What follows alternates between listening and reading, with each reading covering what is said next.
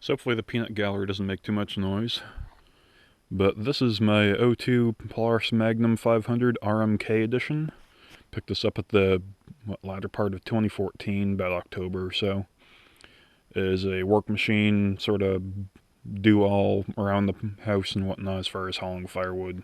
Just put the snowplow on last month, do small jobs with it and whatnot. But today I thought I'd do a little bit of a cold start here. Show you guys machine real briefly before I go plow the yard with it. I would take a video of that, but it's just sort of drifty shit, so nothing of real substance, if you will.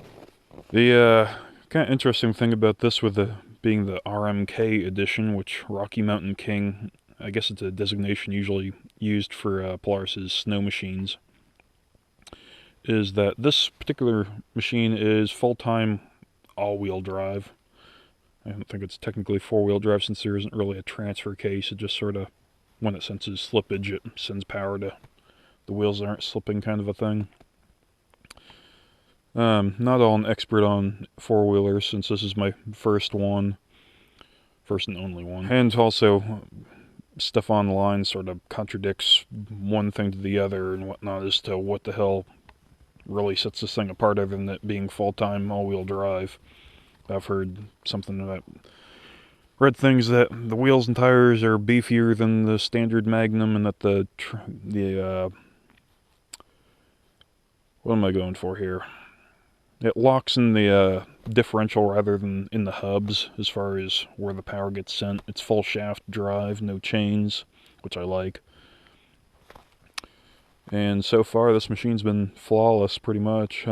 Just put on a new battery, so hopefully it will fire up.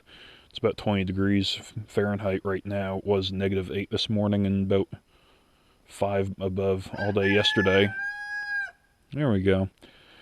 Must be morning, right? So it should be pretty chilly. So we'll see what happens. Well, that was real difficult.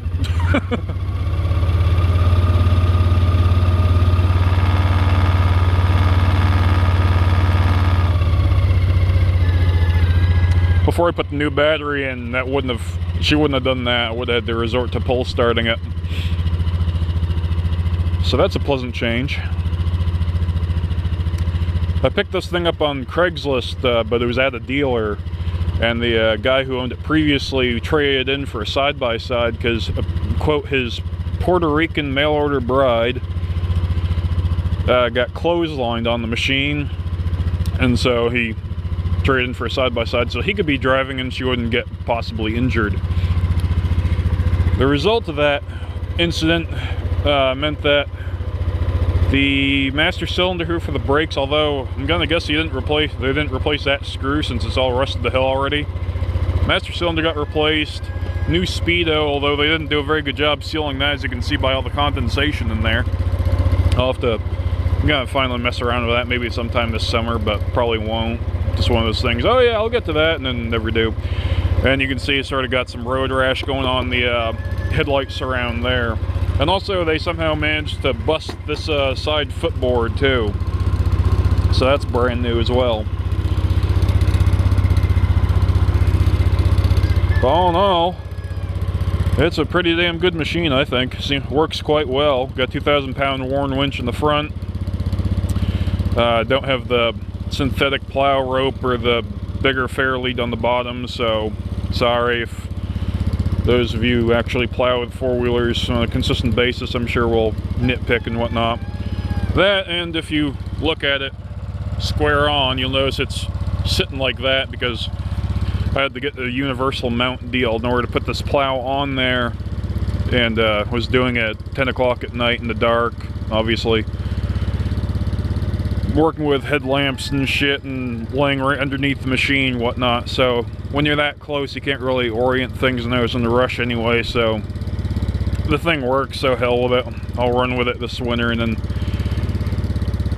if I think of it this spring, I'll fix it properly so it's actually parallel with the machine, or in line. Only bad thing about plowing is I don't have winch controls up here on the handlebar. It's down there, so that kind of slows things down a little bit, but not too bad. So yeah, if any of you guys watching this video know any particulars about these machines as to what really sets them off and makes them different than the regular Magnum, other than the full-time all-wheel drive bit, let me know in the comments, because I'd be curious to know if there's any actual real differences other than the aforementioned things. So I'm gonna go pound some snow drifts and hopefully not get stuck. But anyway, thanks for watching.